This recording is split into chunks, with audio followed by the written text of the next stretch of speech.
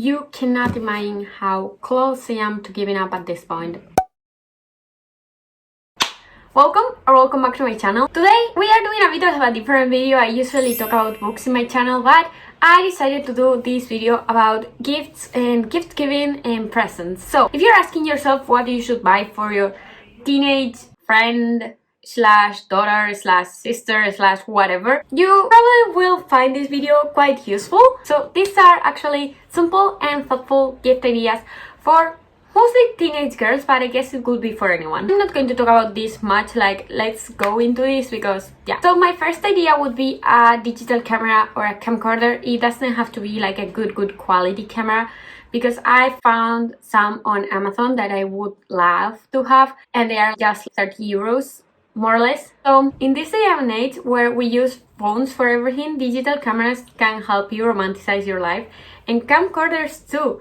And also, like, for example, when I go on trips, I usually love looking to the footage I have in my digital camera because it's different from what I would have recorded with a phone, and I just love that way of romanticizing my experiences. Also, if you want to buy something more vintage and that could be a bit more expensive, fine, but you could also look on eBay for alternative to second-hand cameras, because there are a lot of people that do not care about digital cameras anymore, and yeah, they are selling them on eBay for as low as 10 or 20 euros. If you haven't noticed already, my channel is about books, so obviously one of the categories here would be for bookworms. So for bookworms, a thing I really recommend is giving them a book, obviously, but an annotated one. What's the difference between an annotated book and a normal book? For example, if I'm reading a book and I have all the thoughts of the person who read it first in those pages, I think that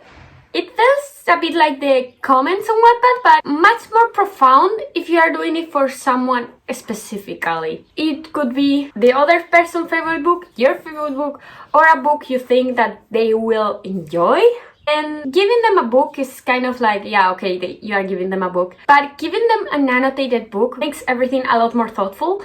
And that's the difference between a normal book and an annotated one. Also, like, if you know that that person does not like writing on books and that they don't like it, you could maybe, instead of writing on them, buying this clear sticky note so that they can take them off if they want, or like keep them there.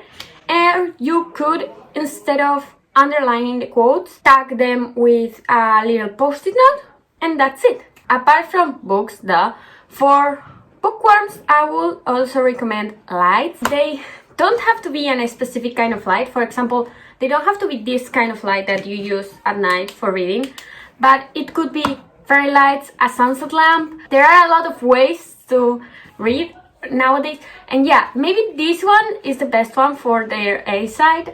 But I love when I have my fairy lights on and I'm reading here and I am annotating. I just feel like it's a mood, and if you really know that they like reading and that they like reading at night, that is a perfect option. Next, also this keeping it on paper and keeping it on more like reading writing style, we have journals. I would love for someone to give me a journal for my birthday, because I feel like if you're gifted a journal for your birthday, you're going to use it during that year and you're going to record a year in your life. And there are many options for journal. They could be handmade or they could be bought. It doesn't matter. If they are bought, maybe you could do a collage on the cover so that it looks a bit more personal.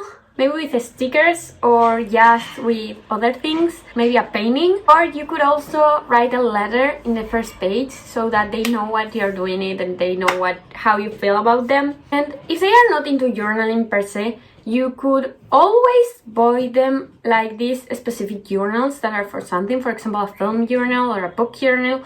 Or there are a bunch of different options there. If you know that the person you are buying this for or like making this for is a certified gym rat, you could always buy them the usual, which is workout clothes, because I mean, we never have enough workout clothes. If I had the money, I would continue buying and workout clothes when I know that I have going 2 weeks without cleaning them. But you can also listen to them and listen to what they need. Because, for example, you could have very good gloves and workout clothes and everything, but maybe they need the straps. And that's something different. Like, it's not the canon like workout, yeah, a sports bra and some leggings. No. It's or some joggers. No, they need the straps, so you're buying them straps because you are listening to them. Or buying them a duffel bag so that they can carry all the things. Buying them a belt. Or maybe even a water bottle that has enough capacity for all the water they need.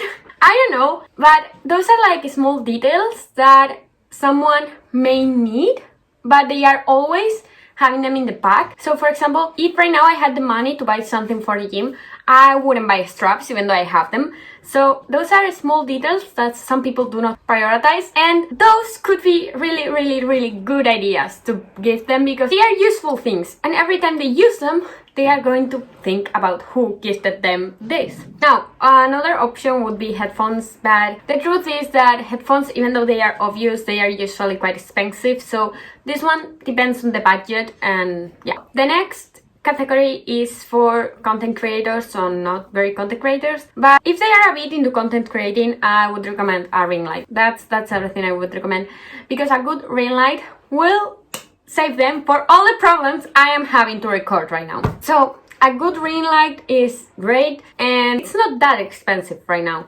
There are a lot of options, and I think you will be able to find one. Now, if that person is into Formula 1, you could also go into the expensive choice, which would be a racing jacket, because they are super cool and I love them. But you could also go into some more specific thing. So for example, a racing necklace. So like the necklace that has the form of the thing. Yeah, you know what I'm talking about. Right now my English is not working.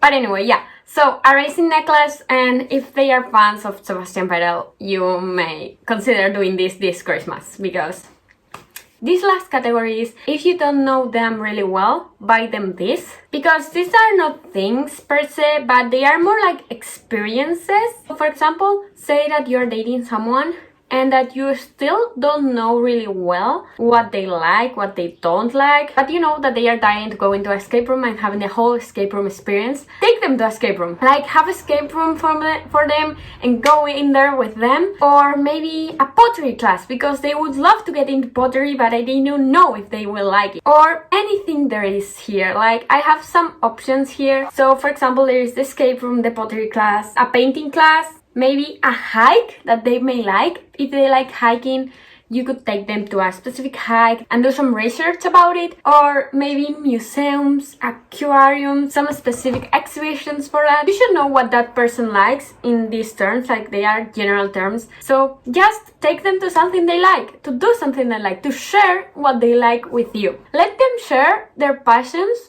with you so that you feel closer to them. The last idea I have is having dinner with them, but some special dinner. You don't have to cook that dinner, but you may want to know what you're having. So for example, this is usually like the very classic date of going for dinner, and you should know what they like to eat. Mostly because if you pay a bit of attention, you will like what your significant other or whatever partner or that you have likes to eat. So for example, if someone took me to a well-known vegan restaurant and they did all the research about why this one is good and that they know that they have this thing in the menu that I will like, that's something that they have been thinking about it. You know, that gives you the idea of someone being thinking about you, when in reality you just have to Google it. These ideas here are not like super complicated and super, I don't know, things, but they are regular gifts with a twist. So if you want to buy a present for a bookworm, you will always buy a book